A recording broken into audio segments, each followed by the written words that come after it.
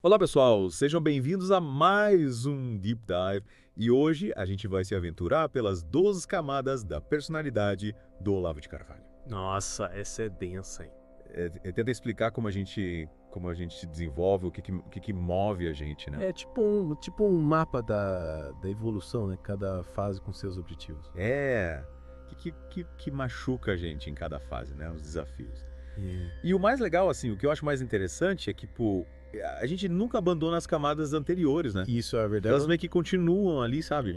Influenciando de alguma forma. É. Você já parou pra pensar, tipo, por que algumas pessoas, elas parecem que estão presas em certos comportamentos? Uhum, E outras, tipo, evoluem pra uma forma de pensar completamente diferente. total. É como se elas estivessem falando línguas diferentes, né? É, Tipo, imagina você tentar explicar física quântica para um bebê que acabou de descobrir que as coisas caem quando ele solta. Pois é. E eu entender essas camadas. pode ser a chave pra gente, tipo, se entender melhor, entender os outros, né?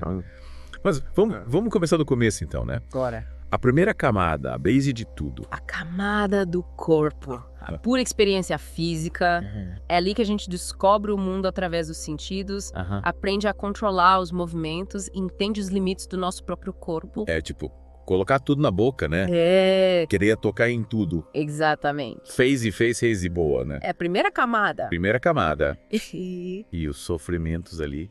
Bem básicos também, né? Sim. Fome, frio, dor. É aquela fase, né, que o choro é a principal ferramenta de comunicação. É, E a gente só se acalma quando a necessidade física é suprida. faz sentido. E aí a gente vai crescendo, né? Ah. E chegando na segunda camada. Hum. Que é quando a gente começa, sei lá, a desenvolver os nossos gostos, né? Isso. As nossas preferências. Hum. Vontades próprias. E é aí que a gente começa a ser moldado pela família, né? Pelos nossos antepassados.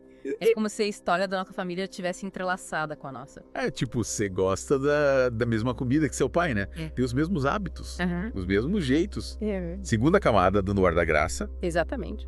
E essa camada também, tipo, ela nos acompanha pela vida, né? A gente isso. nunca para de refinar nossos gostos, descobrir novas preferências. E os sofrimentos aqui muitas vezes estão ligados a questões hereditárias. Aham.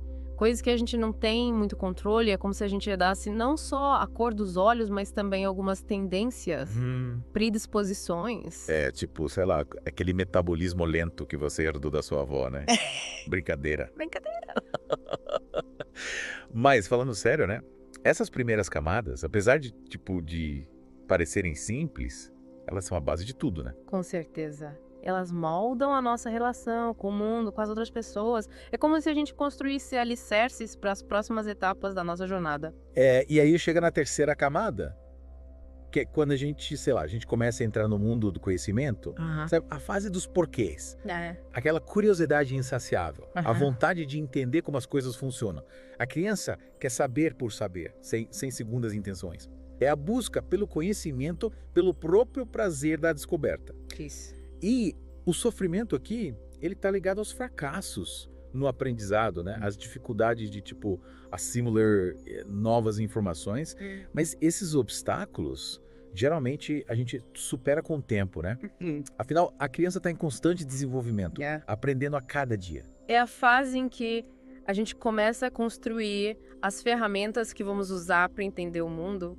E a frustração de não conseguir aprender algo pode ser bem intensa nessa fase. E é nessa fase também que a gente começa, sei lá, a exercer a nossa liberdade, né? A testar os limites, a experimentar. E aí, a gente chega na quarta camada. Que talvez seja uma das mais complexas e desafiadoras, né? É a camada da felicidade e da infelicidade, onde o mundo dos sentimentos entra em cena com força total. É a busca por aceitação, por se sentir amado e acolhido, por construir laços afetivos. E é aqui que mora o perigo, né? Porque quando essa necessidade não é suprida, a gente pode acabar desenvolvendo, sei lá, uma série de comportamentos meio disfuncionais, né? Buscando aprovação a qualquer custo. Exato, a gente pode ficar preso nessa busca por validação externa, se tornando dependente do afeto dos outros, vulnerável à manipulação, com medo de se arriscar, de se frustrar. É como se a gente estivesse sempre buscando a aprovação de um juiz invisível. E muita gente, né, Uhum. infelizmente, acaba, tipo, se acomodando nesta camada É, e nunca chega a experimentar, tipo, a liberdade, né? isso. A autoconfiança que as próximas camadas oferecem. Eita. É uma pena, né? Porque, tipo, a quinta camada, por exemplo, é justamente a fase de você descobrir a sua força. Testar seus limites, se desafiar. É quando a gente começa a se questionar, será que eu sou capaz? Uhum. É a fase do eu consigo, da autoafirmação. É. A gente quer provar para si mesmo que é capaz de realizar coisas, de vencer obstáculos, de superar desafios, e os sofrimentos aqui estão muito ligados ao medo do fracasso, à insegurança, à sensação de inferioridade. É como se a gente estivesse, tipo, finalmente saindo do ninho, né? É. Aprendendo a voar com as próprias asas. E a gente sabe que a gente pode cair, mas a vontade de voar, ela é maior que o medo. Exato. E aí chega na sexta camada, Uhum. que marca a entrada no mundo adulto, né? Com suas responsabilidades, suas cobranças. É hora de colocar a mão na massa, né? Buscar resultados concretos, construir algo sólido. A motivação principal aqui é o resultado em si, não mais a aprovação dos outros. É a fase em que a gente quer ver o dinheiro entrando na conta, a casa própria, o carro novo. A carreira decolando é a fase de conquistar estabilidade e segurança material. E o sofrimento aqui está ligado aos prejuízos materiais, às dificuldades financeiras, à sensação de instabilidade. A gente começa a sentir o peso das contas chegando, né? Do aluguel vencendo, das responsabilidades aumentando.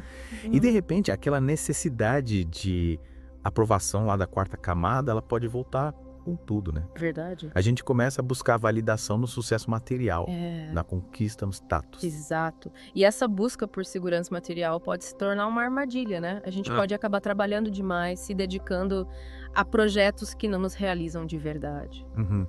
Apenas para manter o padrão de vida, para impressionar os outros. É. E aí que a gente começa a se perguntar, né? Será que é só isso? Qual é o sentido de tudo isso? É. E com essa pergunta, a gente entra na sétima camada, que é quando a gente começa a perceber que a gente não tá sozinho no mundo, né? É a fase de entender nosso papel na sociedade, de colaborar com os outros, de construir relações saudáveis e produtivas. A gente começa a se preocupar com o bem coletivo, com a harmonia social, com a justiça e a ética. É a fase de assumir nossos deveres como cidadãos. E de repente, aquela busca por segurança material lá dessa sexta camada, ela pode perder um pouco o sentido, né? A gente começa a se questionar se o que realmente importa é ter um carro novo. Ou construir um mundo mais justo, mais sustentável, mais humano. Exatamente. E essa busca por significado pode levar a caminhos bem diferentes. Tem gente que encontra esse sentido na religião, na espiritualidade, na arte, na ciência, no ativismo social. E tem gente que, infelizmente, se perde nessa busca, né? Caindo em armadilhas, iludindo com falsas promessas. É verdade. E por falar em caminhos diferentes, a oitava camada, a camada da síntese individual, é onde as coisas começam a ficar realmente interessantes. É verdade. Mas acho que essa a gente deixa para a próxima parte do nosso Deep Dive. Ok. Combinado. Deixamos o suspense no ar para os nossos ouvintes. E aí, pessoal, o que vocês acharam até aqui? Já se identificaram com alguma dessas camadas? Reflitam sobre isso. E quem sabe a gente se encontra na próxima parte para desvendar os mistérios das camadas mais elevadas da personalidade. Até a próxima. Até a próxima. Pois é, voltando aqui à nossa escalada, né? Pelas 12 camadas da personalidade, chegamos na oitava, a camada da síntese individual. E por que ela é tão importante, né? Porque ela marca um ponto de virada na nossa jornada. É como se a gente finalmente tirasse a máscara, né? A gente se desprende daquela necessidade de agradar os outros, de buscar validação externa. E começa a se conectar com a nossa essência, com os nossos valores mais profundos. Exato. A gente para de se perguntar o que os outros esperam da gente. Começa a se perguntar quem eu sou, o que eu quero da vida, quais são meus princípios. E essa busca por autenticidade, ela pode ser libertadora, mas também pode ser bem assustadora, né? Se a gente se depara com a nossa própria sombra, com nossos medos, com as nossas inseguranças, e aí a gente tem duas opções: fugir ou encarar. Fugir é mais fácil, né? A gente pode se distrair com o trabalho, com as redes sociais, com relacionamentos superficiais, mas no fundo a gente sabe que não tá sendo verdadeiro consigo mesmo.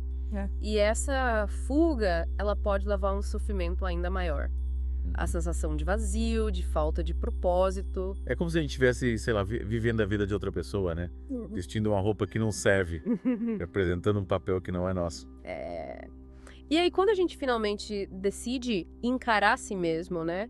A gente começa a trilhar o caminho da síntese individual. A gente integra as experiências das camadas anteriores, aprendendo com os erros, reconhecendo as nossas forças e fraquezas. E essa integração, ela não é um processo fácil, né? Não. É como montar um quebra-cabeça gigante com peças que a gente nem sabia que existiam. E às vezes a gente se frustra, né? Acha que nunca vai conseguir encaixar todas as peças. Mas quando a gente finalmente consegue montar esse quebra-cabeça, a gente tem uma visão mais clara de quem a gente é, e essa clareza nos dá coragem para seguir em frente, para buscar o nosso propósito, para viver uma vida mais autêntica.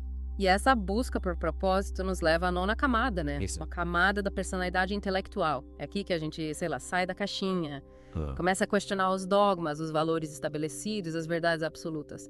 É a fase de buscar o conhecimento por si só, de se aprofundar nos temas que nos fascinam, de desenvolver um pensamento crítico e independente. E essa busca pelo conhecimento, ela não é apenas uma atividade mental, né? Uma forma de estar no mundo, de se relacionar com a realidade. A gente começa a enxergar as coisas com mais profundidade, com mais nuance, com mais criticidade. E essa nova forma de ver o mundo, ela pode transformar nossa forma de agir.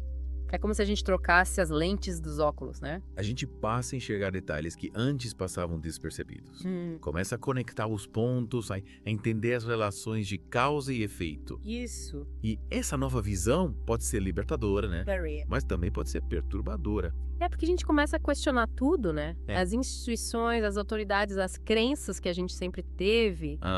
E essa postura crítica, ela pode gerar conflitos, atritos com pessoas que não estão no mesmo nível de desenvolvimento. E por falar em conflito, né? Aham. A 10ª camada, a camada da ação social, é onde as coisas esquentam de vez. É, porque é aqui que a gente sai da teoria e parte para a prática. A gente coloca em prática os nossos valores. Luta por aquilo que acredita. Tenta fazer a diferença no mundo. É a fase dos líderes, dos ativistas, dos revolucionários. E essa busca por um mundo melhor, né? Muitas vezes ela envolve conflitos, né? Enfrentamentos, rupturas com o sistema. A gente pode sofrer perseguição, repressão, exclusão, mas a gente segue em frente movido pela certeza de que está do lado certo da história. É a fase em que a gente coloca a mão na massa, né? Se arrisca, se expõe. E claro, essa postura pode gerar sofrimento, frustração, decepção. Mas também pode trazer uma profunda satisfação. A sensação de que a gente está contribuindo para algo maior que nós mesmos. E essa consciência de que a gente é parte de algo maior, né? Nos leva à 11ª camada. A camada do eu histórico. Isso. É a camada daqueles que deixam uma marca profunda na história, né? Que influenciam o curso da humanidade, que transcendem o seu tempo. São pessoas como Alexandre o Grande, Júlio César, Napoleão Bonaparte, Martin Luther King, Nelson Mandela. Pessoas que, pro bem ou pro mal, mudaram o rumo da civilização. É como se a gente expandisse o nosso campo de visão, né? Para além do nosso tempo de vida. A gente começa a pensar nas próximas gerações. No legado que a gente quer deixar para o mundo. E essa visão de longo prazo, ela pode ser inspiradora. Mas também pode ser assustadora. A gente se depara com a nossa finitude, com a nossa insignificância diante da vastidão do tempo e do espaço. E aí a gente pode se sentir paralisado, impotente diante da imensidão dos desafios. E a gente também pode se sentir desafiado, né? Motivado a fazer nossa parte. Problemático, seja. E quem sabe, né? Com o tempo a gente consegue inspirar outras pessoas a fazer o mesmo. E por fim, né? Chegamos na última camada, a 12ª, a camada do sujeito transcendental. Mas essa, meu amigo, é um mistério que a gente vai ter que desvendar na próxima parte do nosso Deep Dive. É isso aí. Fiquem ligados para a grande final da nossa jornada pelas 12 camadas da personalidade. E chegamos ao topo da montanha, pessoal. 12ª camada. Uau! Último degrau da nossa escalada aqui pelas 12 camadas da personalidade. Prepara o café, que essa aqui é profunda. Essa é interessante. A camada do sujeito transcendental. A morada daqueles que, sei lá, transcendem a própria história. Que buscam algo que vai além do mundo material, da realização pessoal, do legado. É como se a gente dissolvesse as fronteiras do eu, né? É. A gente se conecta com algo maior, com uma força cósmica, com a Legal, própria Chá. essência da vida. Como se a gente sintonizasse numa frequência diferente, né? Né? A gente acessa um nível de consciência que transcende a dualidade, o sofrimento, a ilusão da separação. E essa conexão com o transcendente, ela pode se manifestar de diversas formas, né? Na experiência mística, na contemplação da natureza, na arte, na música, no amor incondicional. E essa experiência, claro, né? É difícil de descrever em palavras, né? É. É algo que precisa ser vivido, sentido, experimentado.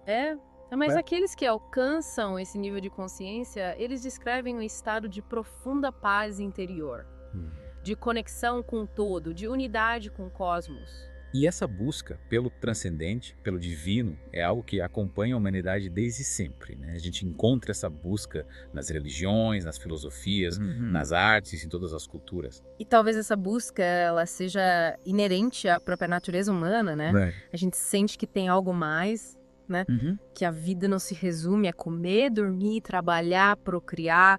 A gente busca um sentido maior, uma conexão com algo que transcende a nossa existência individual. E essa busca pelo transcendente, muitas vezes, ela é motivada pelo sofrimento, né? Sim. A gente se depara com a nossa finitude, com a fragilidade da vida, com a inevitabilidade da morte. E diante disso, a gente busca um refúgio, né? Uma fonte de conforto, uma esperança de que existe algo além dessa realidade. E ao longo da história, diversas figuras exemplificaram essa busca pelo transcendente, né? Buda, Jesus Cristo, São Francisco de Assis, Madre Teresa de Calcutá, pessoas que dedicaram suas vidas a um propósito maior, que encontraram a paz e a felicidade na comunhão com o divino. E mesmo que a gente não chegue a alcançar, né, esse nível de transcendência, a gente pode se inspirar nessas figuras, né? Sim. A gente pode aprender com seus ensinamentos, com as suas vidas, com as suas obras. Quem sabe a gente consiga integrar um pouco dessa sabedoria no nosso dia a dia, né? Cultivar a compaixão, a generosidade, a gratidão, o desapego, o amor incondicional. E com isso a gente pode transformar a nossa própria realidade, né? Criar um mundo mais justo, mais harmonioso, mais amoroso. E quem sabe a gente possa contribuir para a evolução da consciência humana como um todo. É isso aí. E assim, chegamos ao fim da nossa jornada pelas 12 camadas da personalidade. Caramba. Uma jornada desafiadora, complexa, mas também profundamente enriquecedora. É verdade. E esperamos que essa jornada tenha despertado em vocês a curiosidade de se aprofundar nesse tema tão fascinante, de se conectar com sua própria essência, de buscar seu próprio caminho de evolução. E quem sabe a gente possa se encontrar novamente num próximo Deep Dive, É. para explorar outros mistérios da mente humana. Até a próxima, pessoal. E boa escalada.